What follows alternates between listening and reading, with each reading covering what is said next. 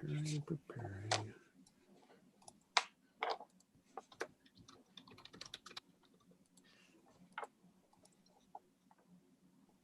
And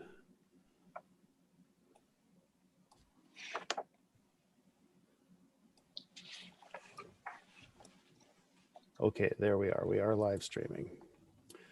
Okay, so I'll come back to Zoom.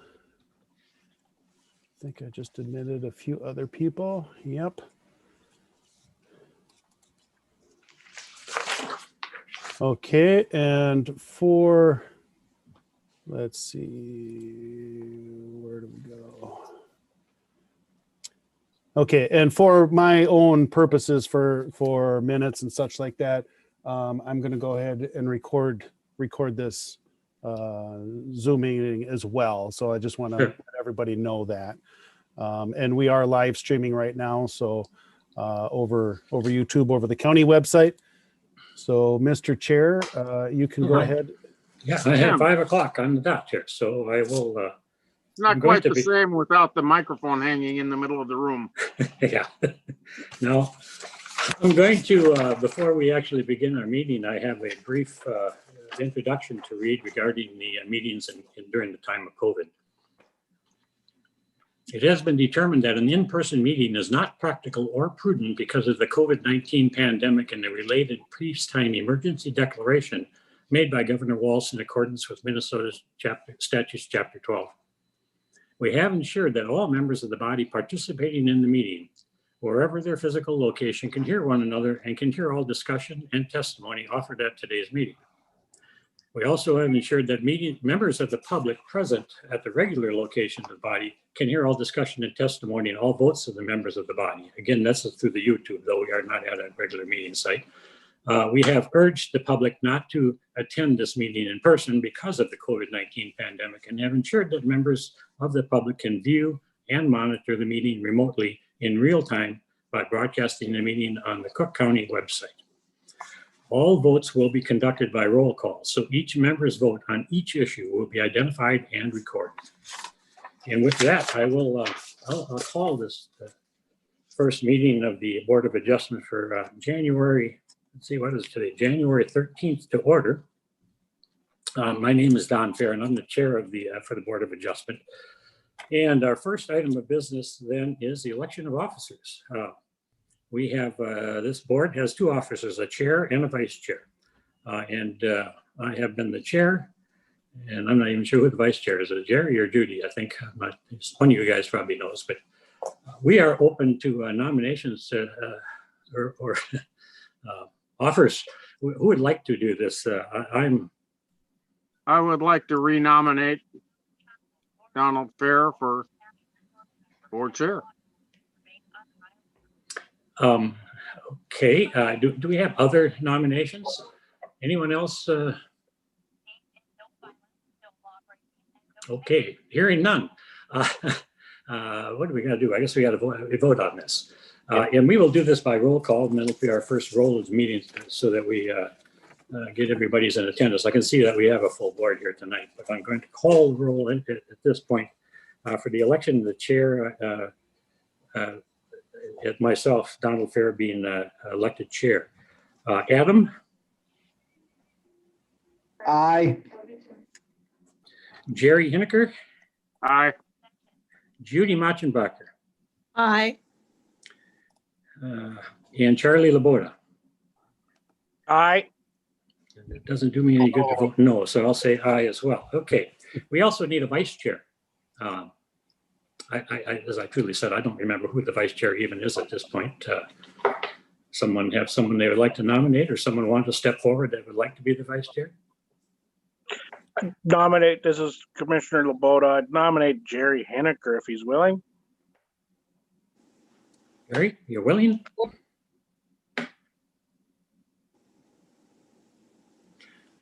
Jerry, are you there?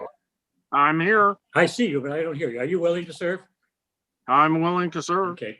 Any other nominations for vice chair? Okay, hearing none, we'll call for election of the vice chair. Adam? We're voting for Jerry Hineker as vice chair. Adam is aye. Jerry? Aye. Aye. And Judy? Aye. I, myself, and Charlie? Aye. Okay, we have a chair and vice chair for the coming year. Next, I think I'll give this, you want to take this, Tim? We have two new members here. And you want to do introductions, Tim?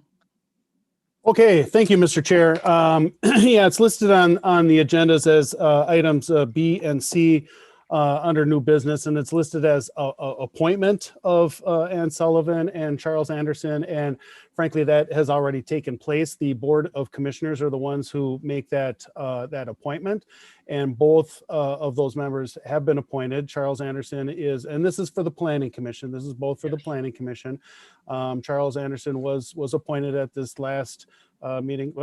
That was yesterday, actually. And so he is here tonight to go ahead and start his kind of education and you know, the real life education in terms of listening in, seeing how the cases go.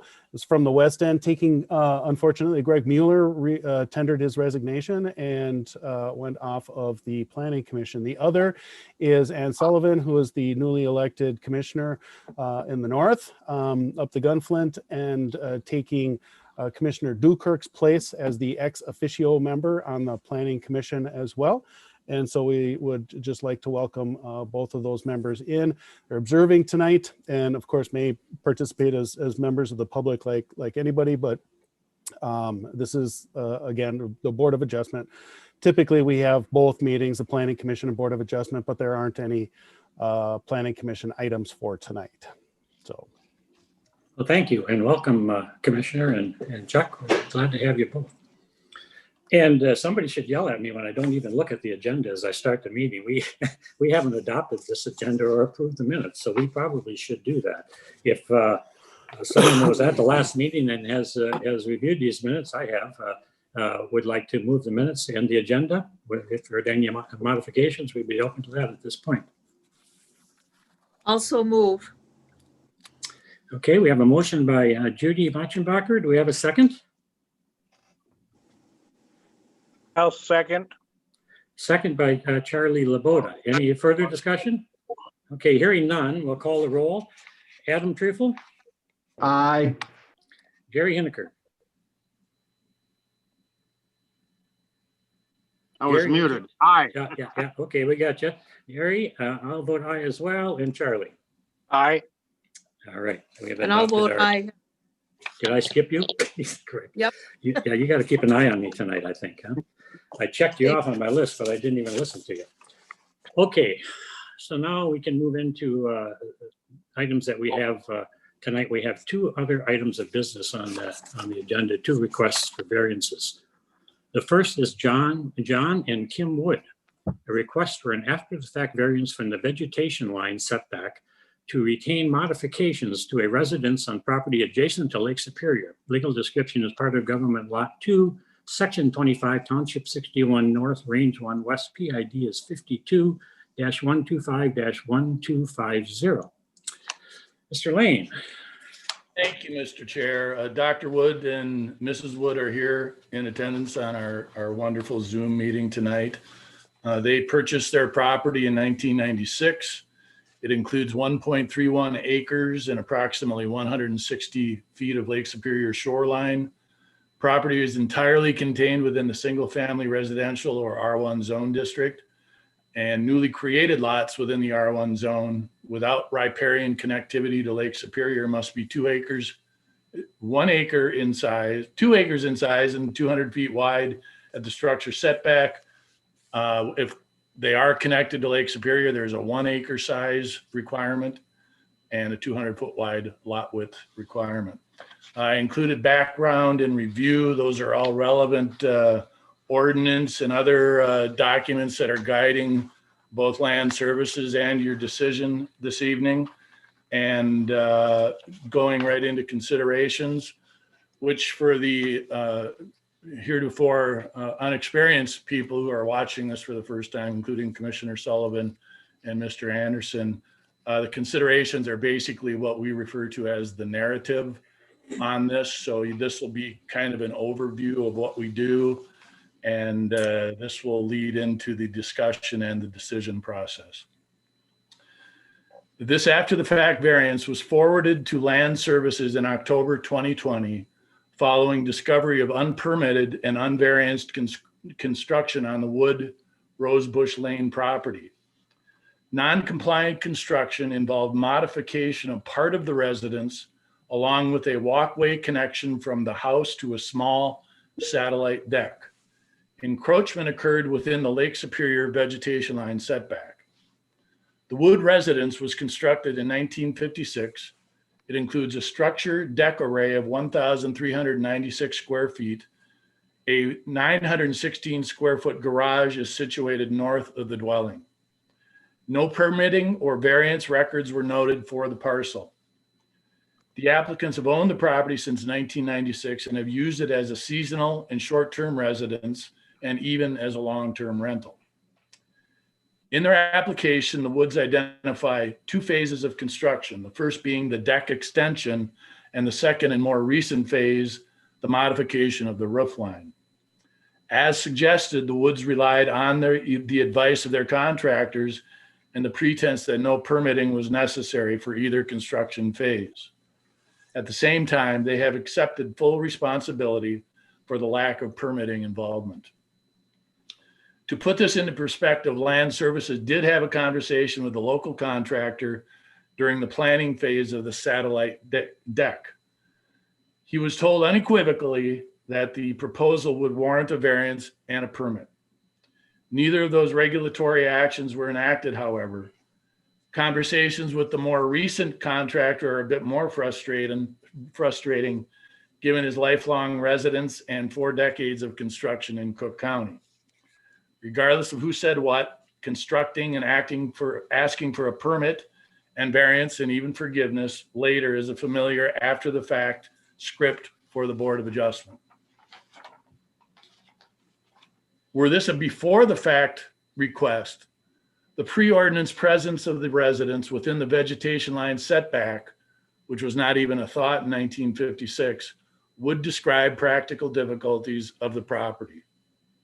As with all enforcements, multiple conversations were initiated with the applicants. Because the structure is not parallel to the vegetation line, only a small portion of the construction, new or existing, is within the vegetation line setback. The old and new construction is evident in both aerial photos and site documentation, and even with the expanded roof, the square footage of the residence has not changed appreciably. This could be a contentious process. However, Land Services and the Woods have reached agreement on an acceptable resolution of the non-compliant construction pending Board of Adjustment approval. First, they will remove the walkway and deck in connection to the residence. Second, they have paid after the fact variance fees for non-compliant construction. Finally, they ask to retain the small modified roof enclosure, which is within the vegetation line setback established during the 1956 construction, but does not appreciably expand the dwelling's horizontal footprint. If approved, this variance may be assigned the following conditions. 1, an after the fact land use permit shall be submitted to Land Services no later than January 31st, 2021. 2, a septic inspection shall be necessary prior to approval of a land use permit, and the property shall otherwise conform to Minnesota Rule 7080 and Cook County Environmental Health Department requirements. 3, the walkway and deck shall be removed no later than July 1st, 2021. Land Services shall be notified of the tear down once completed. 4, no further modifications of the dwelling may occur without the approval of Land Services and or the Board of Adjustment. We sent out 25 letters of notification and received no comments. Thank you, Bill. Let's see, Mr. and Mrs. Wood, do you have, first of all, let me ask you if you give your name and your address for the record, please. Sure, John Wood and Tim Wood, the address in question is, yes, 40 East Rosebush Lane, but we currently live in Duluth, 2512 East 7th Street, and the zip code is 55812. Very good, thank you. Can others hear that? It's pretty tough to hear. Yeah, it was you're a little, yeah, maybe you have to sit forward. And Yeah. shop. How's that sound? That- Something about Yeah, that? much better. Very good. Thank you. I want to ask you then, if you have any other additional comments or thoughts that you want to add to the narrative that Bill just gave prior to us opening this up for public comment. Oh, I just say one thing, well, two things. First, sorry we're here. It was all, sounds like it's a familiar narrative, but trust me, this was totally innocent, done with the best of intentions.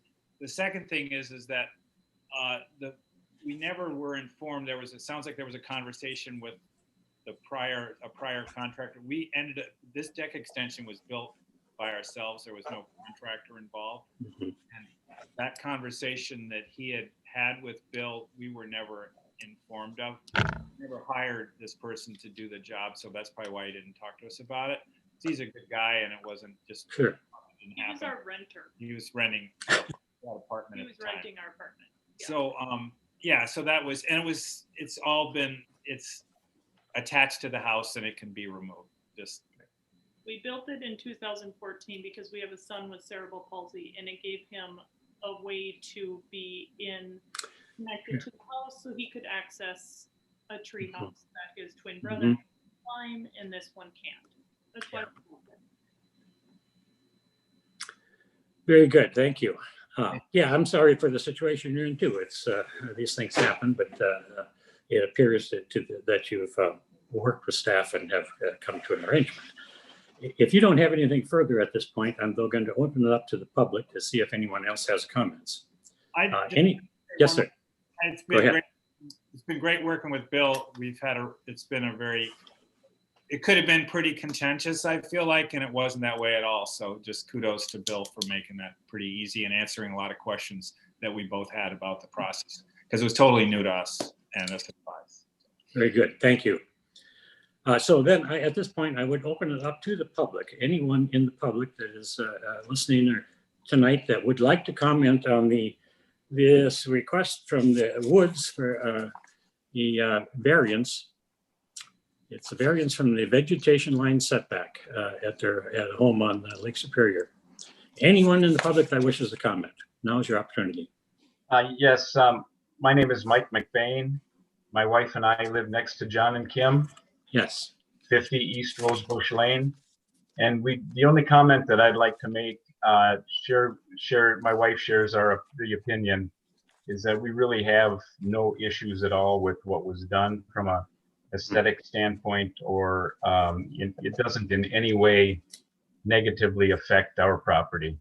So we just want to be here in support of their position. Very good. Thank you. Anyone else from the public that wishes to comment on this request? Okay, hearing none, I'm going to close the public portion of this hearing and turn to the commissioners for comments or questions that they might have. I will begin just by saying I did visit the property today, and I can, that little deck is really hanging out over the lake, and I can see where staff has said that it has to go. But I would support the request you have, because the other improvements to the roof line are, well, they're improvements that would have, in my mind, you would have readily been able to achieve through this process. So I would have no issue with your request. Who else? Anyone else that has comments or questions? It seems reasonable to me. Good, thank you. Jerry, were you about to say something? Yeah, actually, once I unmute, it's easier to speak. In any case, a resolution has been met. Everybody's been cooperative, and I see this as a win-win. Except, I do want to add some comment about the contractors who gave bad advice. I think that's a problem. The property owners have been completely above board. But the contractors were offered misinformation, and I have concerns about that. I think that we need to maybe look a little more deeply into some of the things that some of the contractors think are not appropriate legal things to do. We have codes for a reason, and it's not for them to hide behind and pretend they don't exist. That's all I've got to say. Otherwise, I support exactly what's been done here. Mr. Nelson. Yeah, thank you, Mr. Chair. Commissioner Henniker, that's actually a really good point.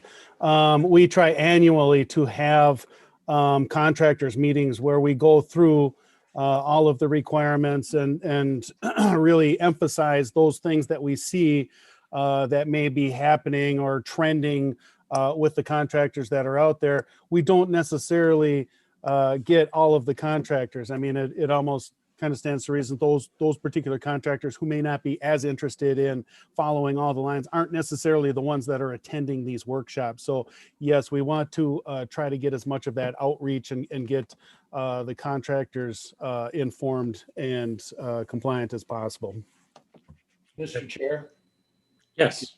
I just wanted to follow up on what Director Nelson said, that this is an ongoing thing, and actually, referring to the Woods retelling of this, their first contractor, we had the discussions and nothing happened because he never did the work. So that relieved that. The contractor, the more recent contractor, has at least 3 instances of constructing without permits. One of which was brought to the Board of Adjustment as part of an after the fact variance. And it's frustrating. We do the same thing, and evidently it isn't a problem unless you get caught. So that's one of our frustrations, but certainly we communicate as well as we can. And if that doesn't resolve the issue, then there's counseling. Good. And just to add in real quick, we used to be able to have a kind of a better give and take on this way back when counties were able to actually issue licenses to contractors, but the state took that away from us. So when it was a point where a contractor had to be accountable to the county to be able to get their license and maintain their license, it was easier to maintain that level of compliance, but we haven't been able to do that in some decades now. Okay, thank you. Anything else from commissioners? Hearing none, I'd be open to a motion.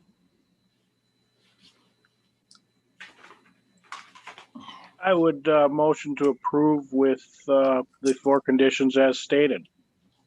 Good. We have a motion to approve with the 4 conditions. Do we have a second? I'll second. Adam said a second. Okay, we have the motion and the second.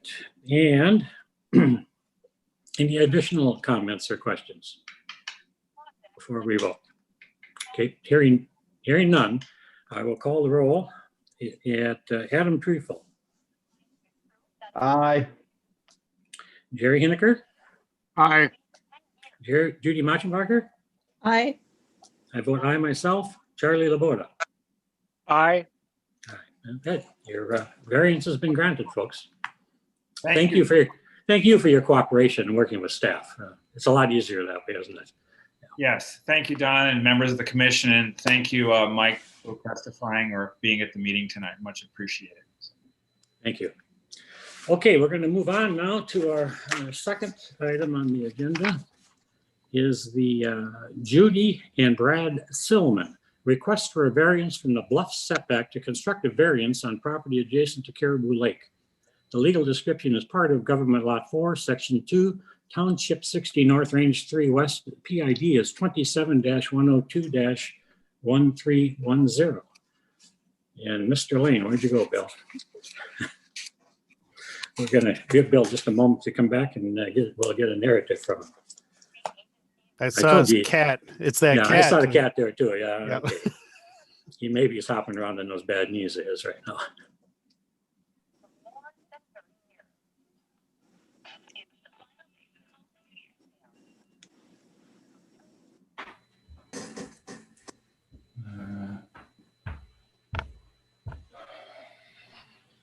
Mr. Lane, you're on. I am sorry for that delay there, Mr. That's Chair. all right.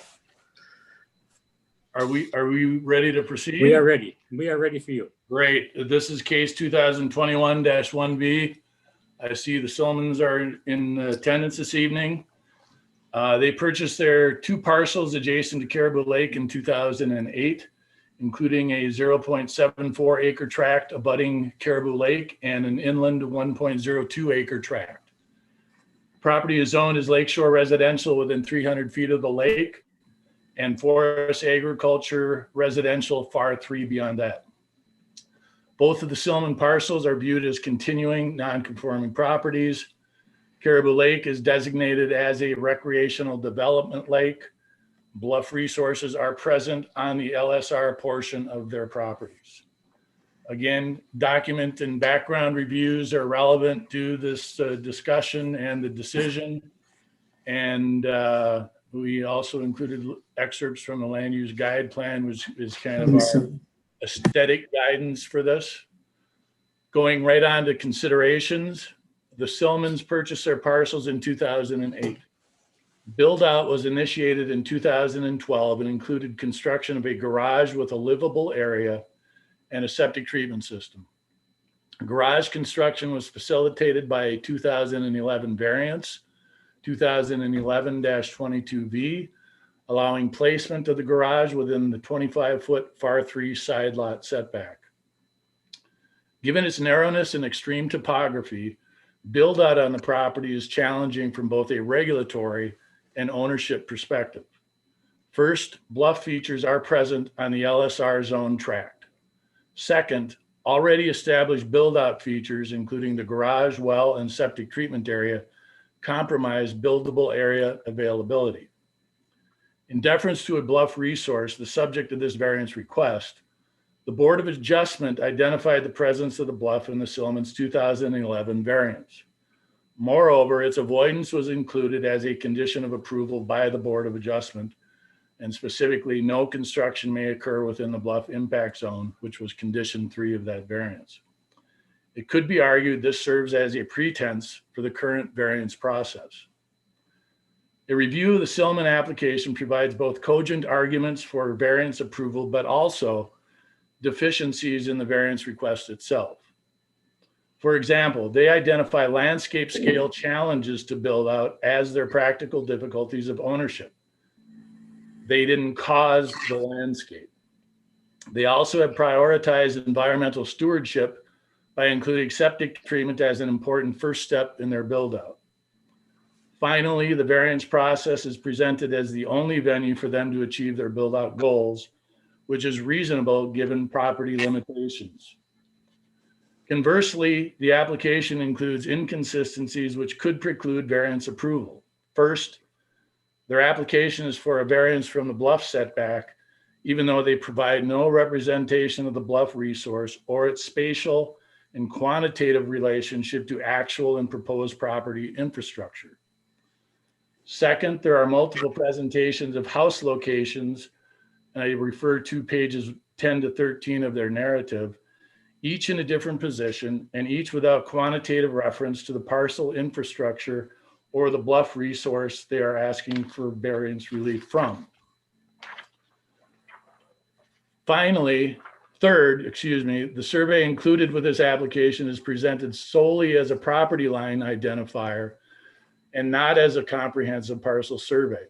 Fourth, new build sites are likely compromised by the presence of the garage and septic system, meaning the practical difficulties of new construction could be suggested as being created by the applicants themselves. Regarding the Silman narrative, some of the information is not relevant to the variance process, but provides perhaps a better understanding of their application approach. This is reflected in their application. They cite personal information, bedrock, other structures on the lake, view sheds, wildlife conservation, varying depths of soil, delays in permitting, and other issues that somehow justify construction of a 3,654 square foot structure atop a prominent shoreline bluff feature. Without an accurate spatial representation of resources and proposed construction, the Silmans are asking the board to allow for an unrestrained construction process. This is reflected in their application, specifically question 6, where they suggest our Plan B option we would propose to be able to square up the home appropriately once the topsoil is removed and we are able to best determine the placement of the home. While the need for more information may seem unreasonable, it is a functional part of the variance process and allows the Board of Adjustment to make informed decisions. 2 recent variance processes demonstrate similar paths. The first was the 2018 bluff setback request by Tom and Ann Meyer on Cascade Beach Road, 2008-29V. They were instructed by Land Services to provide a topographical survey of their property to determine where specific resource features were located prior to presentation to the Board of Adjustment. The second and more familiar case was that of Michael and Cheryl Plum, 2020-23V, who presented a September request to the board for construction within the bluff setback on Magnetic Lake. Rather than a quick variance decision, the Plums were asked by the board to engage in several information gathering challenges. First, they enlisted an engineering firm to provide a geologic profile of the bluff itself, including drilled cores and an engineered evaluation of the bluff resource. Second, their architect incorporated geotechnical findings, noted Land Services concerns, and provided a building design intended to lessen visibility of the proposed structure by reducing roof pitches and building elevation. Even as far back as 2011, we recognize this as a challenging landscape. However, to request relief from a specific resource without an accurate representation of where that resource is not a functional approach to variance relief. Instead, we recommend the following data-driven request prior to follow-up presentation to the Board of Adjustment. 1, the applicants must provide a topographical survey of the property, including the physical demarcation of the top of the bluff and the 30-foot bluff setback. 2, the applicants must provide an accurate and consistent representation of the location of the proposed residence, including a scaled depiction of the structure, distance to resource features, and distance to other property features, including existing structures, septic infrastructure, and additional variance affected property features. Moving forward, conditions that may be attached or considered for this variance include: 1, bluff features must be established according to a property topographical survey. 2, a small site stormwater plan in accordance with the Cook County Stormwater Ordinance and in consultation with Land Services shall be developed and implemented for all components of construction. 3, the property shall conform to all requirements of Minnesota Rule 7080 and the Cook County Septic Ordinance. 4, no vegetation shall be removed from the bluff impact zone or the top of the bluff setback. 5, all necessary permits shall be approved prior to the initiation of construction. We sent out 23 letters of notification to adjacent property owners. We received 1 letter of comment from the Caribou Lake Property Owners Association, which was included in your packet. Thank you, Mr. Lane. The Silmans and your representative, do you folks want to add anything or give us any further testimony before we open this up to the public? And then now would be your opportunity.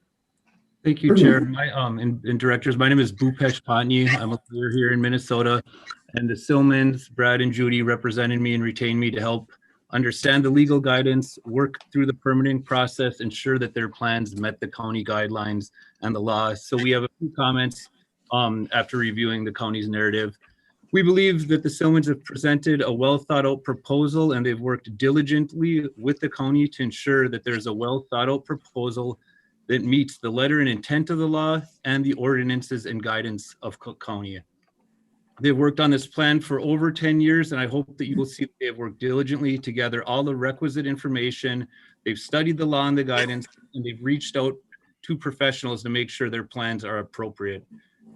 In approximately 2000 to 2008, 2007 to 2008, this land was purchased. And since that time, the Silmans have respectfully managed the land with a focus on the natural aesthetics, maintaining the Caribou Lake character, and supporting the natural vegetation and wildlife. This focus will continue as they plan to build while they are building and after the building is complete. In 2016, they started planning on what they hope will be their forever residence. This planning had commenced earlier when, in anticipation of their eventual plans, they had the property surveyed by Maureen Hayes, and in 2011 started their project initially by addressing the septic, the geothermal heating, the well, and starting by building a garage.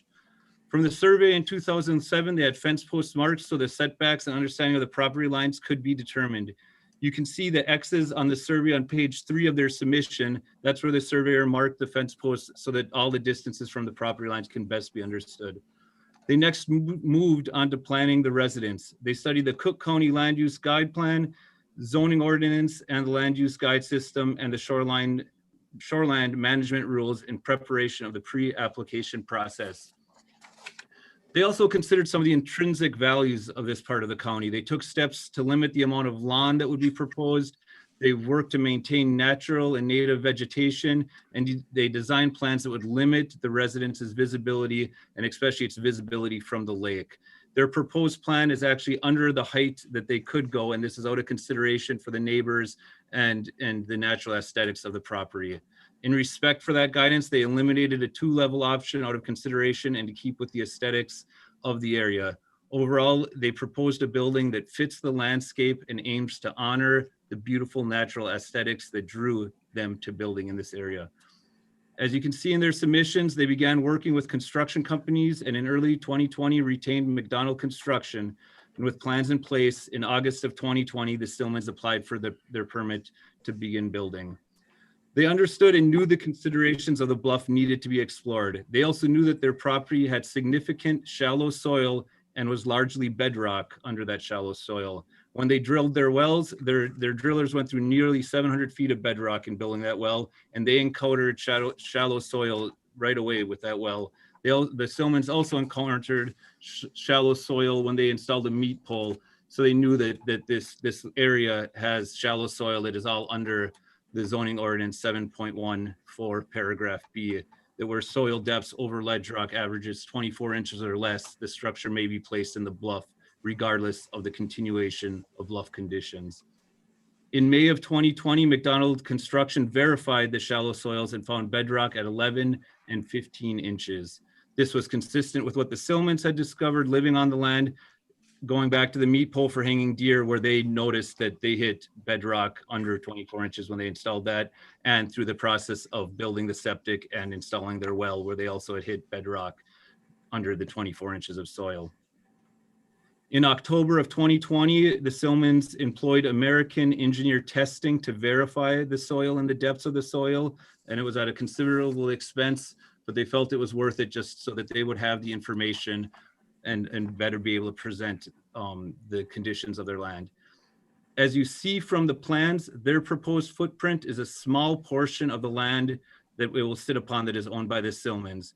They purposely proposed a modest home out of respect for this land. The proposed site would be less than 3.7% of their property, and they would maintain the heavily forested aesthetic around the house, keep the natural vegetation, and ensure that all that vegetation is there so that it stays in a largely wilderness characteristic. Their house and the property is approximately 200 feet of forest and bluff area between where they would build and the lake. So there's a considerable setback. Maintaining the wilderness characteristics will keep the natural aesthetics and also the elimination of any stormwater runoff concerns. We reviewed the county's narrative. We know that is a concern, and the plans would keep the vegetation, so there shouldn't be runoff concerns in what they're proposing. After submitting their application, the Silmans received a response from Mitch Travis at the County Land Use Office. In his September 14th, 2020 response, he asked that the Silmans obtain a geotechnical engineer to test all the soils and verify the soil depths in the bluff.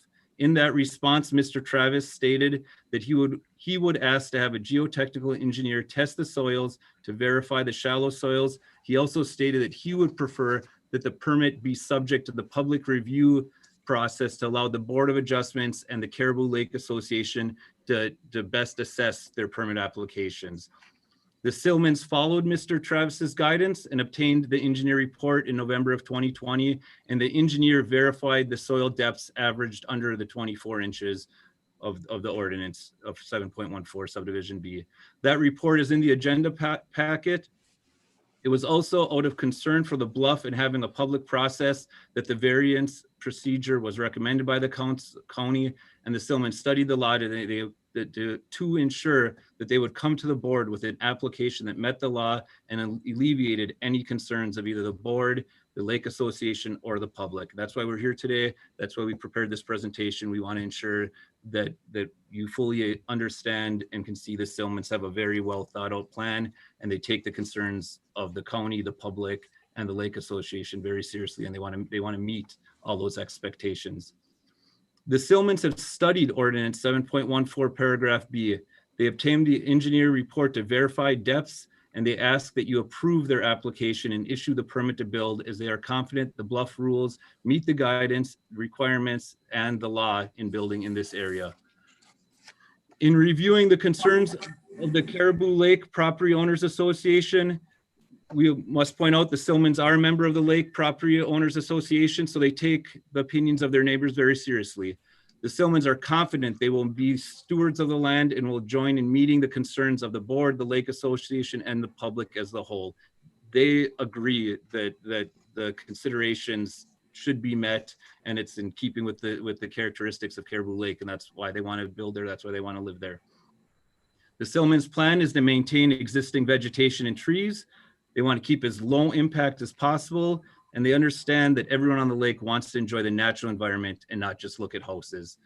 They purposely proposed a smaller and shorter houses under what the height guidelines would allow, out of the respect for these considerations, the respect for their neighbors, and the overall understanding that people want to look at nature. They don't want to look at trees, especially when you live on Caribou Lake. They don't want to look at houses. They also plan to use colors that are natural, that blend in with the surroundings, so that the house blends in, does not stand out. They are confident the house they are proposing will be minimally visible from the lake due to the large setback over 200 feet, the numbers of trees, and the considerable change in elevation from lakeshore to where they will build. They want to maintain the mosaic of this community, and they respect the natural characteristics of this land, and that the natural characteristics should be the focal point for everyone when they're visiting Caribou Lake or if they live there. They respect the Lake Association's positions, and they are confident that they are in line with the Silmans' values, intentions, and building plans. Finally, as a result of the 200 feet separating the lake from the building site, they are also confident there will be little to no runoff, and they will take steps to ensure that there's no runoff and that there's no construction interfering with the area between the lake and their home. There shouldn't be any need to disturb that, and they'll do everything in their power to make sure that there's no runoffs in recognition of the concern raised by the Lake Association and in their own just intentions to cause minimal damage and alteration of this land. Again, there's 200 feet between the lake and their home, and there's 90 plus feet in vertical difference. They're confident the construction equipment will not damage vegetation between the lake and the building site, and they're confident there will be no impact to the vegetation bordering the lake. Likewise, their intention is to keep the natural vegetation and trees that are close to the house to further maintain the natural characteristics. They don't want a manicured lawn. They don't want to plant any lawn at all. They want the wilderness. They want it to look like how it looks like now, and they want to keep those conditions. Overall, the Silmans are confident their house will meet the qualities and characteristics of the area, and they will go beyond the concerns raised by the association, as they've already reduced heights and taken steps to propose a modest structure. They eliminated considerations for a two-story house. They want to be respectful of people's concerns and opinions. As you can see from the information they present, there are topographical maps presented. The proposed building site is illustrated from multiple angles and utilizing a professional survey to ensure the accuracy of the distances. We are confident all the information presented demonstrates the law and guidance is met, is accurate, and is consistent from illustration and picture to picture. The Silmans wanted to make sure that the board had many different ways to look at the property, but the building house site will not change. Where it's proposed is where they want to build. When they mentioned squaring up, that was just out of consideration when Mr. Lane raised the notion that what if you were off a couple inches? Where they want to build is where they want to build. It's staked out. They don't want the unrestrained process that was alluded to. We have presented this information to the Board of Adjustments to demonstrate and obtain your approval. They have diligently studied the feedback they received from the county and met all their requests and expectations through this process in regarding their proposal. It has been a long road for them, but one they believe is worth it because they want to create their forever residence, and they hope that you agree. As noted in the county's narrative, the Silmans have been extremely motivated in prioritizing environmental stewardship. They have also reached out to their neighbors, shared their plans, and obtained their neighbors' opinions. They take the neighbors' opinions and guidance seriously, and that is partly why they approached me to make sure they are meeting and exceeding the legal requirements and have a well understanding of the legal requirements. It's also why they presented information about wildlife conservation, depths of soil, how their structure comports with others on the lakes, and how they came down from the height requirements. Their proposal intends to lessen visibility of the proposed structure by taking into account building elevations. Overall, they just want to make sure they get it right. And that's why they presented other information to demonstrate that they take this very seriously. They respect the environment and they respect the process. They are not asking for an unrestrained construction process. Their application is where they want to build a house. They provide illustrations so that this can be best understood. These illustrations show the topographical information and their relation to property lines. They plan on a very restrained construction process consistent with the plans that they have submitted and the laws and the guidance governing the process. The Silmans demonstrate the topographical information on the site. This, along with the soil information, demonstrates that they meet the requirements of Ordinance 7.14 paragraph B. Further, they have provided accurate and consistent representations of the location of the proposed residence, including multiple descriptions and depictions of the structure and how the structure fits into the parcel of the home, well, the parcel as a whole. They have presented survey information and topographical engineering information so that the property features can best be assessed by you, the board, by the public as a whole, by the Lake Association, and everyone in the county as they look through this proposal. Quite simply, they have presented the accurate and consistent descriptions and depictions of the structure they are asking to build. We believe all this information is well presented, thorough, accurate, and addresses any outstanding questions. The septic has been inspected in 2020. It is in compliance. They do not intend to disrupt any of the natural vegetation or trees surrounding the build site. The proposal is within the limits of the law. The proposal comports with county ordinances, and the Silmans will ensure they meet the guidance in the law and work with the county in any concerns that may come up. The Silmans take the law very seriously, and again, that is why they hired me, because they want to make sure that they understand every ordinance, every law, every aspect of guidance and the process. They want to get it right. They want to build a structure that both they and the neighbors and everyone in the county will be happy with.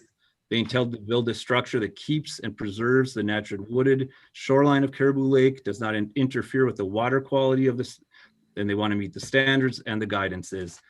Today, they are here to ask that you approve their application. They are prepared to answer any questions that you may have about their proposal, about the presentation, what they submitted, really any questions at all. So we would open it up to any questions you may have for myself or Judy or Brad Silman. Thank you.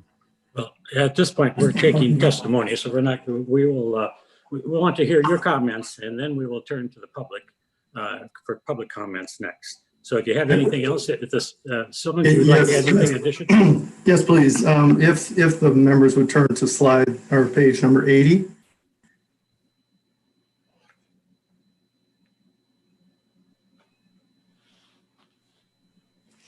On it, you'll see our home depicted, and you'll see adjacent to it the property measurements that we used. The home, in terms of its placement, is precise. I'm a retired Lieutenant Colonel, United States Marine Corps. I was an intelligence officer. Mapping, charting, and geodesy is one of my specialties. So I took the garage, which has a 44-foot roof, measured it, and placed the home appropriately. All things are measured accurately off of that point. If you turn the page to 81, here we have the first depiction of what the county provided. Some concerns in that is that if you'll notice, the southern property line is placed across the highway at the opposite side of Cook County 4, not on my southern boundary, our southern boundary. That similarly pulls the boundary at the water line back about 75 feet. And in this submission, they advocated that we didn't have adequate setback from that boundary, that we were within 50 feet of that intervening lot line. Of course, when you're off by 75 feet, we have a bit of a problem with that. The boundary also puts us onto our neighbor's property because, of course, as a pie shape is pulled back, it's widening. And the garage and the property line depiction, where you see the green cover of the garage, of course, is dramatically off of accuracy. So some of the inconsistencies that we've been have been applied to us, as you can read in the commentary on the side, is due to inaccurate plotting from the documentation we received from the county in the beginning. Slide 82, if you would turn to that one, is our effort to go ahead and clarify the record. We use the plot for the boundaries. As we already pointed out, the actual survey from Hayes survey has fence posts on it. So we have surveyed in fence posts. We can go to those and measure precise distances from there. You'll see on the map on the right that we have accurate measured distances, and they're measured by tape to all of the features that the county asked us to measure to. The one exception being that from the corner of the home to the inner property line. Of course, we've been going down the hill. So if you've been to the property, you know about how steep that hill is. But given that we have the accuracy of the other components, we are able to calculate that with great precision as well.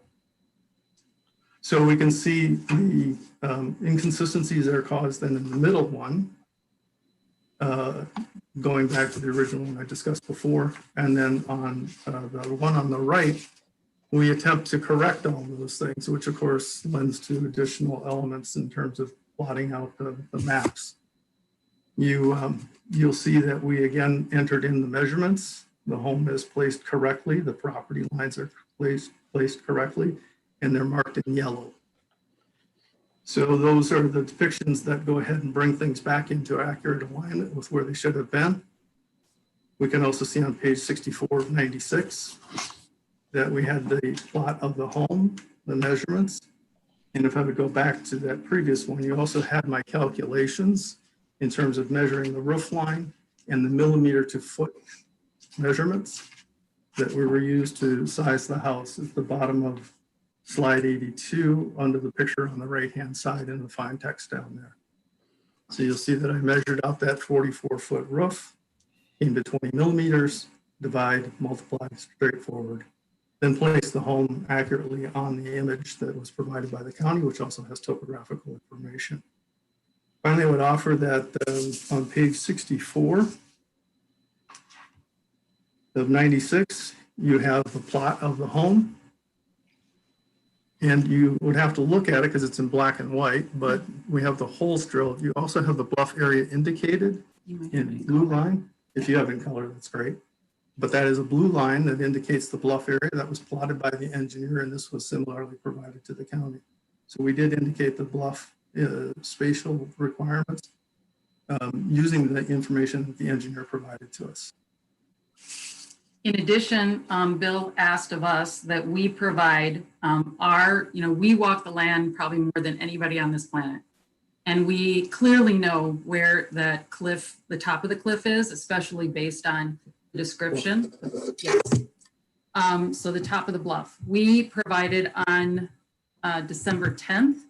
Can you see this depiction? Hang on, we're going to try to show it because this was not included. Bill included the original documentation from the engineer. He asked that we add where we saw the edge of the bluff, and he did not include that in his narrative. I thought he would, so that's why I'd include it in mine. But we did, this was another representation of topographical information that was asked of us, and we did provide that within 24 hours. So can you share it or no? No, the host would have to enable screen sharing. Do you want to see it or no? Bill, how do we proceed?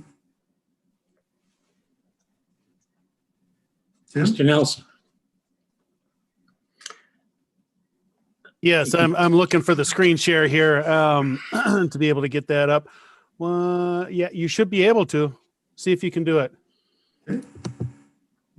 Oh, you have to go back. He's going. Nope, still disabled. Oh, okay. Hold on a second then. Try it now. So as far as topographical representation, we provided with the additional overlay on top of the engineering report. We provided it not only dimensions that have remained the same from the beginning of our August submission all the way through to today. And then we provided that overlaid on top of the Cook County topographical map that they provided us with our corrections. And this map, if you can see it, everybody can see it? It's up, yes. Okay, so the H's are the measurements from the engineering company, and that is incorporated, and you can see those dimensions on page 65. The blue line, which we previously mentioned, the dotted blue line is the bluff area that was specifically created by the engineers and not any involvement with us at all. The bluff edge, we added to this document per Bill's request and provided to him on December 10th. And that bluff line, you'll see the circle that circles around just below that 20-foot mark, the 5-foot mark, and then continues along towards the other property line. So that is in alignment with the engineer's blue dotted line and our red line, which is in an agreement from what the engineer provided. So then if you go to, Bill had provided in his narrative where he thought the bluff line was, and that basically would go through the middle of our house proposal, and that is not accurate. So what else? He said it wasn't measured. So, well, yeah. it's for the record, it's not accurate because we actually have a depiction of the backhoe even going up to the top of the hill, where the very top where we have our fireside hill, and where he's drawn that red line is basically before that incline. So I can find it here. It is page 58. Is his, what's ours with the backhoe on it? The photo with the backhoe is page 76. So basically where his red line is exactly where that backhoe is heading up to our fireside hill. So that is actually on the opposite side of the bluff edge that we're discussing. And then do you want to do the summary, Brad? Yeah. From a settlement perspective. Yeah, I would say that, you know, the law has incorporated some new things in it that weren't there when we were looking at this in 2011, chiefly the shallow soils area discussion. And if we look at I think a slide or page 82, you see the email from Travis, Mr. Travis, where he says, you know, we would get like you have to give a shallow soils engineer. So implicitly, even advocated, you know, if you wanted to avoid the variance. That hasn't seemed to be the approach, but nonetheless, you know, sort of an implicit, you know, moved it to shallow soil because we're comporting with the law that's been passed by the county for, you know, is off-cited 7.14B, which says you can build in the bluff regardless of the continuation of the bluff conditions. So we are looking at it and feeling and believing sincerely that, you know, it's bedrock.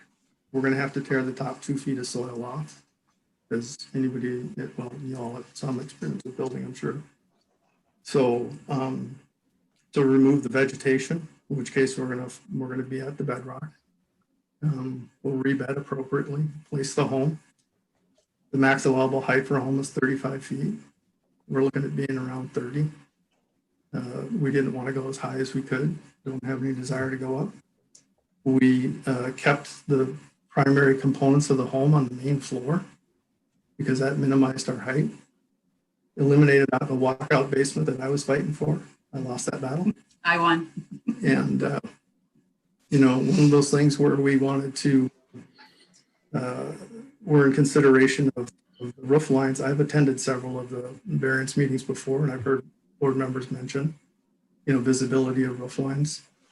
For those of you who visited the properties today, we have security cameras, so we understand that folks were there. That's good because you get a good chance to see what it's really like. We're very limited in that property. The septic system took up much more space than we expected. Some of the perk holes that they tested, they hit bedrock so soon they didn't feel it was appropriate. Where we put the driveway, we kind of got lucky because we had no idea that we didn't know there was bedrock to the left about 15, excuse me, to the right about 15 feet as you go up the driveway. Because if you looked at the meat pole, it's pretty high. Well, that's because I hit bedrock. There's also a perk test hole right behind there where, you know, the folks who did our septic system hit bedrock. So that's how we ended up in the location we're at. That consumed quite a bit of our buildable property. The garage was placed as best we could, as close to the property line behind it to give as much space as we could. It's the roof line there is 10.5 feet off the property line. We had Marine Hayes survey in the 10-foot line for us so that we knew that that was accurate. So, you know, long-winded summary, but when it gets down to it, we're not looking to ask for variance on our 10-foot property offset to our neighbors. We looked at the law that says if it's shallow soil and you're building on bedrock, you can build on it. And we're looking at that and saying, okay, we're comporting with that. We've looked at the height of the home and we've adjusted for that. You know, and as Bhupesh pointed out, we brought him into the equation to have someone else who is a, you know, a third party that has done, he's been on all sides of this table. He's represented Board of Adjustment, he's represented counties, he's represented citizens to help us with this. Thank you. I'll just add a couple comments. One, I think Bhupesh and Brad have covered it very succinctly. And I want the board to know that we are not pursuing an unrestrained construction process. You can see from walking our land that there's not a lot of variance in the first place. This is in the event that we move it 2 inches. We don't want to come back to the board and be asking for another variance. The placement of the home has always been where the placement has been from the very beginning. We've worked very hard to make sure that we provide all the information. You can see this deck is rather lengthy. So I feel as though we've provided as much and all the information and much more than I've read 6 months of variance meetings and agendas. So I feel like we've definitely provided a perspective on our love of the land, how we care for the land. You know, you can even see from our actions versus our words. We take very high pride in partnering with our neighbors, partnering with the county, respecting all the laws, ensuring that we're compliant, and we are doing everything we can to make sure that and we realize that this is more than just the two of us sitting in a room and making plans, and that's why we're here today. So we are asking for your support and anything that you need from us so that we can move forward, so that we don't have to revisit the 60-page plus deck in the future. We would be greatly appreciated. So we look forward to your comments and hopefully alleviating any concerns that you have. Thank you. And I am going to turn to the public. Anyone in the public that wishes to comment on this this variance request from the Silmans on Caribou Lake, now is your opportunity. Yes. Can I just interject here? I just wanted to follow up on a couple of comments. One thing, our topography and our and stuff, there is a pretty prominent disclaimer that these are estimates, that they aren't used for, you know, specific distance or anything like that. So I just wanted to point out that the fact that we provide this is the be all and all of topographic to do that. Yeah. That's why. Is Bill breaking up for other people? Yeah, we you're can't breaking hear up you. there. You're breaking up there, Bill, but I got the gist of what you're saying, and I'm going to address that myself in a few moments. So let's turn to the public then. Anybody in the public that wishes to comment on this variance request for the Silmans, now is your opportunity. Any public comments for the Silman variance on Caribou Lake? Now is your opportunity. Okay, hearing none, we're going to close the public hearing. And at this time, I'll turn to the commissioners for thoughts or comments that you might have. Anyone you want to jump in there, or I will? Okay, I will. I did visit it today. I did visit the property, and so you probably saw me on your camera. I looked at it a couple of times. You do have a very tight site there. But as I read the narrative and I read your portion of the narrative, I understand you bought the property. You built a driveway, or maybe the driveway was there. I don't know. You went in and then you built this very large garage. You put in the sewer, you put in a geotechnical system, and now you say, I don't have room for my house. One of the requirements in this variance is that the board has to determine that the need for the variance, for the bluff setback variance, is not caused by the property owner. It cannot be caused through the actions of the property owner. And I'm not suggesting, I'm not saying that you caused it, but it certainly makes a person wonder. It's very common for people up in this country to come and build a garage on their property first. But you have to take a little consideration of how you're going to build your house and what you're going to do at the same time. So I have some questions about that. And I also have a question about your 2011 variance. When you signed that and it said you will not encroach into the bluff line. When you got that variance, that was the agreement. That was one of the conditions that you agreed to. And it appears like now we're talking about encroaching into the bluff line. I think we need to iron that issue out. And the third thing I will say is what Bill was alluding to, I think. I was a surveyor in a past life. We don't have a topography survey here. You know, you've got some contours taken from an aerial photo map of the counties, which you are faulting for the location of them, which I understand that happens all the time. That's why people obtain their own topography surveys so that you can determine where these things are. Taking the county survey, taking your survey and you blending them does not equal a licensed land survey. And it's not the kind of information that I would look for to make this kind of decision. Other commissioners.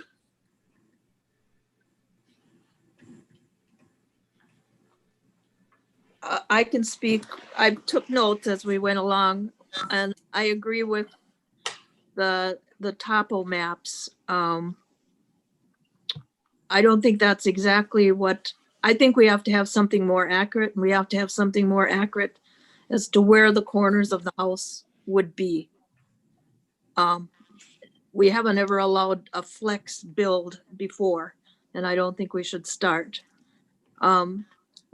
Was the septic sized for a house of this magnitude? Yes. Yes, it's sized for 3-bedroom. There's only 1 bedroom in the home. Okay, and you have living quarters in the garage? We have space that we're using to stay in the garage. There's You an have a office and a shop, You have a bathroom in there? a 3/4 bath. Okay. So that would at least count as how many bathrooms in the main house? 1.5. So there's your 3 bathrooms. Okay. And the distance between the garage and the house, I don't see anywhere where that's noted. Yeah, it's 12 feet. I didn't put it on there. 12 feet between the house and the garage? Right, our builders told us they needed a minimum of 10, so we went for 12, just to give them a little more space. Okay. And what prevents building so that you wouldn't need a variance? What prevents building that I wouldn't need a variance? Right. Expand upon that a little bit. I want to make sure I understand the question. Can I add to that, Judy? Could you build a smaller home on that site and not have a variance? Well, that goes without question. But the point is that the law says shallow soils, you can build in the bluff without regard to the continuation of the bluff. So I get the wanting to limit where the house can move, and our request was basically along the lines of once we remove the dirt from the bedrock, that may drive some movement, a little bit one way or another to square the home. And that's what we were trying to talk about. They can't make a radical movement on that piece of property. And the law's changed since 2011. The shallow soils condition law wasn't in there that I recall in 2011. So, we've been asked by the county to do the shallow soils test. We did it. We've never been asked until we came to the board meeting for the survey that you were talking about a moment ago. Yeah, that was asked on Monday, and that's the first time a topographical map from a professional has been asked of us in 142 days. So, the challenge we're having is that we hired a lawyer to help us make sure that we're comporting with the law. We've read it ourselves thoroughly many, many times. We were asked to get an engineering test. We got the shallow engineering. We were never asked to have a core drill, which we know what that would entail. We actually had that lined up, and we were told by the engineer firm that that was not needed in their experience. The request was for a shallow soil test, and that's what we did. So we were going to bring the rig up, but because the engineer advised, and we were advised by Mitch to only have the shallow soils tested, that's exactly what we did. We've never. I don't think we've asked you about the shallow soils. So the discussion was about the topography. True, but we're trying to give you understanding. All the information is new within 48 hours to us. You're giving us a lot of reasons why things happen. But what I'm saying, and I think Judy agreed with me, is that without reasonable topography on the site, you cannot reasonably site the house on it. We can't. We say, well, okay, we think the bluff is here. You guys draw where you think it is. There's a red line on another page. You say, well, that's where the county thinks it is. Well, it's not the county's job to set the topography of your property. It is your property. Every property is an individual. It doesn't matter what anybody else on the lake is doing. Your property is an individual property, and we just want to treat it as such. We want you to show us reasonably how you're going to do this. Mr. Nelson. Yeah, thank you, Mr. Chair. Just a point of clarification, that shallow soils portion of it within the ordinance, that has actually been in for decades. That's a deviation that the Cook County had explored, which is a deviation from the Minnesota DNR rules, Minnesota Chapter 6120, which governs shoreline management. So that one we have had issues and problems with over the years, and as Bill had mentioned in some previous cases, and very recent previous cases, we had asked for more specific information just because of some previous approvals that had gone with regards to bluffs where the construction ultimately failed. Some of those bluff things failed, and it was in the interest to try and address things more on an upfront basis. So I just wanted to throw that out there for clarification. I understand. So, okay, we're now at this point, but we're on the board. We're talking to the board. So we're going to go back to board comments, folks. If we have additional questions, we'll ask them. Other commissioners, do we have other commissioners who have comments or thoughts? Yeah, I do. I'm sensing one of the biggest problems here is that there was a failure to first come to land services, discuss the issue with them, and find out what they need. They decided apparently that they knew what they had. They saw it. They decided to get an attorney and come and tell us what they wanted.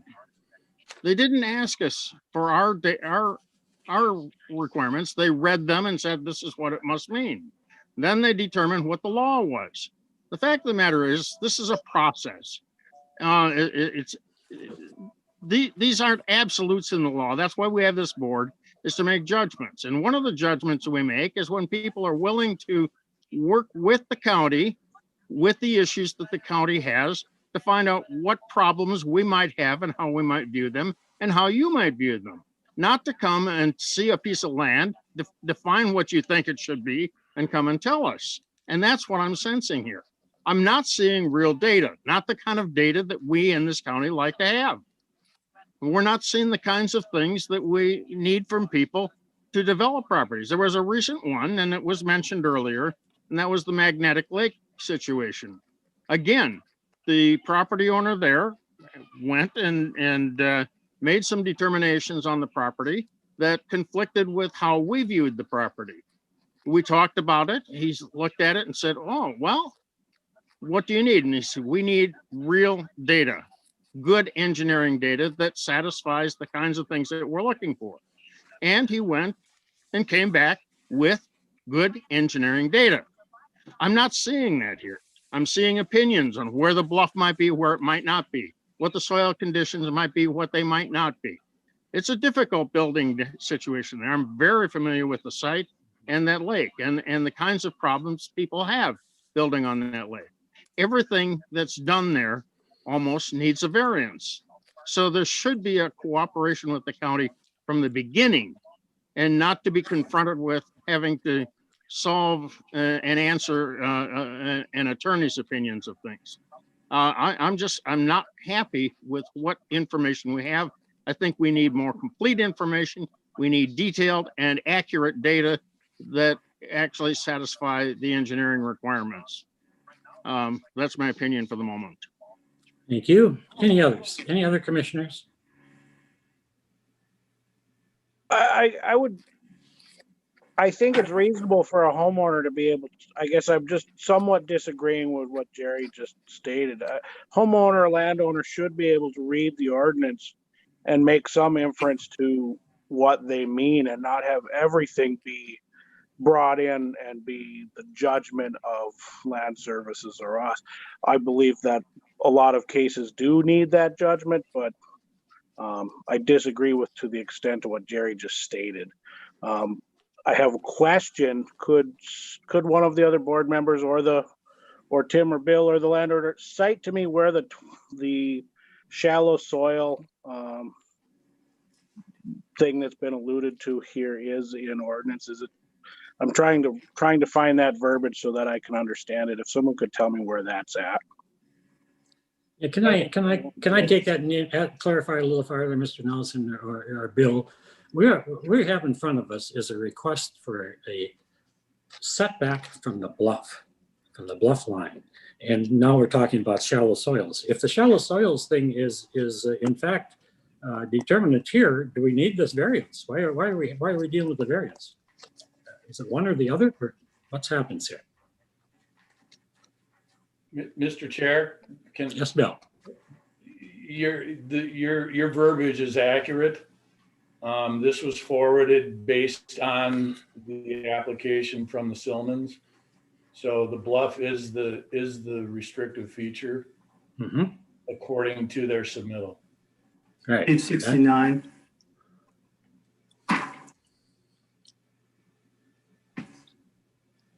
Can I ask to understand that a little better? Are you asking me, Miss? I'm asking, I believe I should ask Tim.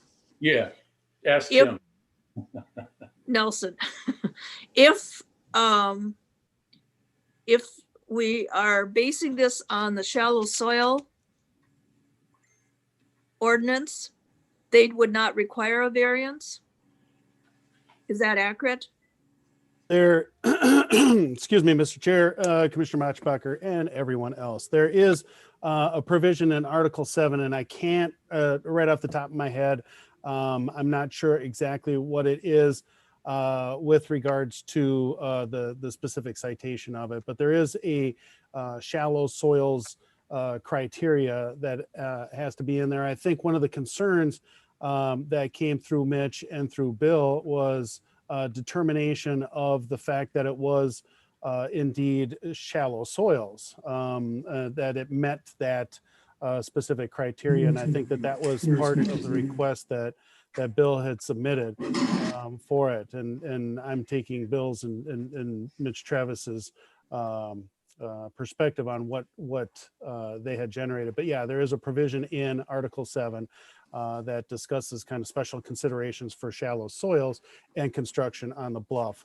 with regards to a variance. So if it doesn't meet those requirements, a variance is required for the bluff setback. And that was my presumption of how we got to where we are right now. Okay. I'd like to address one other, I'll raise my hand. Excuse me, Bill, go ahead, Bill. Thank you. And yeah, I mean, I don't want this to be contentious, but in light of the American Engineering Testing data sheet, two of the hand augered boreholes approach 40 inches. So you're really micro dissecting that bluff, even though you do have regular soil depths which qualify as a bluff. There are some that don't, but again, the discrepancies are what we as a department are wrestling with. If I can summarize where I think we are, if in fact shallow soils did rule here and they could build on the bluff inside that bluff line, but because of shallow soils, they would not be in front of this group to seek a variance. They're seeking the variance because we have to vary and encroach into that bluff. In my opinion, I don't have enough data to grant this, to agree to this. I don't say that it couldn't happen. It might not happen, but I would need to see a reasonable topo survey and a proper siting of the building to not just a lot of. We have so many different drawings in here. We got drawings of little cute little houses, and we got pencil drawings that said 18 or 28. I can't even follow the drawings here. It's a rather hit and miss application in my mind. So I struggle with that. So I don't believe I have the information I need to make this decision. So in personally, my mind, it would be I would either just say I would vote no, or I would vote to table this until the application is brought back with a topo survey and better data on the siting of the house, the soil. So that's my opinion. Mr. Chairman? Yes. This is Jerry again. Just to briefly address, not to dispute or anything, Adam's comment. If the applicants were simply looking for a permit, I might agree with what Adam is stating. But what they are doing is they're actually looking for a variance, which means that we have to consider the conditions. If we have to consider the conditions, we have to then set the standards for those conditions, and we have to understand them. And that's what the variance is about. And that's why I'm objecting to this, is because if I'm making an exception here, I want to make sure that that exception meets the standards that we're looking for. Otherwise, what Adam said was not incorrect. He's right that a property owner should be able to do those things. But when they can't, they have to come to us for a variance. And then we have to start talking more detail. We need more information to make a reasonable decision on that. Just for the record, I think you're referring to Commissioner LeBeau. I don't think Adam has said anything regarding this property.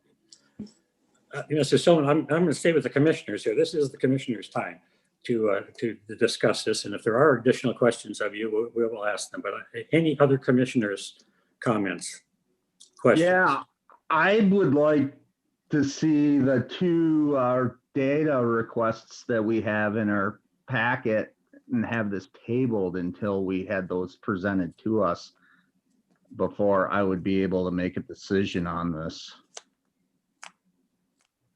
Thank you. And I have the bluff definitions in my hand, and it says natural vegetation shall be maintained on the site. I'm a little worried about stripping the topsoil off. That probably isn't a good idea. It should be located and then decided where it's going to be before you start removing topsoil, just for erosion. And I think I can figure out the shallow soil business with what I've got in my hand. The other area that is of concern to me is the fact that the first variance was granted with the provision that no other variance or no building in the bluff zone. And that's been known since 2011. And here we are. And as a Board of Adjustment, I feel that our job is to keep people as compliant as we possibly can. And it's not a convenience or an economic consideration. It's trying to maintain what the zoning ordinance requires. And if it can possibly be done within the zoning ordinance without a variance, I think it's for a special occasion, and I'm not convinced this is it. So I would vote to table it until we see accurate information. I guess at this point, I would ask the Stillmans, do you want us to push forward with this item, or would you like us to table this and you can work with staff and bring it back another time? I would take the opportunity to talk about conversation with the county. In the world of COVID, it was time to mail it in, right? Yeah, and I got understand. requests from them, and we've responded to their emails and their requests. Yes. I think it's a bit tough to say we didn't converse with them. Yeah, We fine. all have some emotion in this, and I have, at least an opportunity to comment about it, because you got to feel when you're getting emails from people that say, go do a shallow soils test, you do it in order to, Mitch's email, which is number 94 of the deck that you have in front of you, if one were to read it, you would see that he said, if you don't need to go to a variance, you would get the shallow soils test. We got it, and yet we were pushed to the variance by Bill, okay? We didn't ask for the variance. We thought we read the laws, complied with it, got support, and we were in conversation with Mitch. So I'd see that, if we've got a majority of board members already that have asked to table it for additional information, we have no choice, right? Well, your choice is that if you can see what direction the vote is going, you'd be reapplying for another variance. It makes much more sense to continue this and work through the process. Certainly does. Yes, I would certainly entertain a motion to table. I would make a Chairman, motion. I will make that motion. Okay, I got Judy first here. Judy made the motion. I I second would- it. All right. Motion by Judy to table and I would second by Jerry. I guess we're in discussion now. I would like to specify what's necessary. Yes. Yeah. And just because it's presented doesn't mean that it's going to be approved. We'll weigh what the information is and decide whether it can be done or not. I guess just because the information is provided doesn't mean the variance is granted. That's right. Mr. Nelson. Yeah, thank you, Mr. Chair. As a part of the discussion, I believe in moving forward. If it is tabled, I would probably want to set up a one of these really special Zoom meetings between Very good. myself and Bill and other staff and the Silmans, and maybe even a board member to really, or maybe I would have the discussions with the board members to specify what information specifically that you're looking for to facilitate this coming back to the board. Don't want to chase someone down the road and they do a lot of work in it as of no value. We certainly don't want that. We want you folks to be successful and hope you build a home that you love up here and move in and our neighbors forever. Okay, we have, if there's no further discussion, I'm going to call for, go ahead, Judy. I would just like to have, Tim mentioned having board members discuss it. We need to remember the open meeting law. Yeah. Right. And Could be two of us could be on that call. right. And Yes. What I need to see is the topographical map and the exact placement of the house and the measurements of where things are. Mhm. That's really what I need to see, and pretty comparable to what was done with the Magnetic Lake property. Yeah. And I agree with you, Judy. That's, and we can work that out. Okay, any further discussion? Hearing none, we're going to call the roll on the vote to table the Silman request for a variance to a further date as they gather some more information. Adam Priefel, Aye. Jerry Hinneker, Aye. Judy Machenbacher, Aye. I'll vote aye myself. Charlie Laborda. Aye. Thank you. Yeah, folks, thank you for your time tonight. I don't know. I'm sorry for the frustrations you're having, but work with staff and we'll work through this and we'll get something done for you, I hope. Yeah. We look Thank forward to it. Thank you for your time tonight and listening to us. We really do appreciate it. Yeah, thank you. Have a Tim, good did you night. have some? Thank you. Thank Tim, do you. you have something else? No, Oh, I was all just right. going to say, I will be in touch with you. Yeah, Thank you, yeah. Tim. We Hey. look forward to it. Yeah. I'm available anytime you want me, Tim. Give me a call. Thank you all. And we are. Bye. Thank you. Thank you. I guess we should have a motion to adjourn here. So I move moved. we adjourned. I'll Okay, second. Jerry's first, and Judy is second. Adam, Aye. Jerry, Aye. Judy, Aye. Charlie, Aye. and I'm aye. We're adjourned, folks. Thank you. Another interesting evening.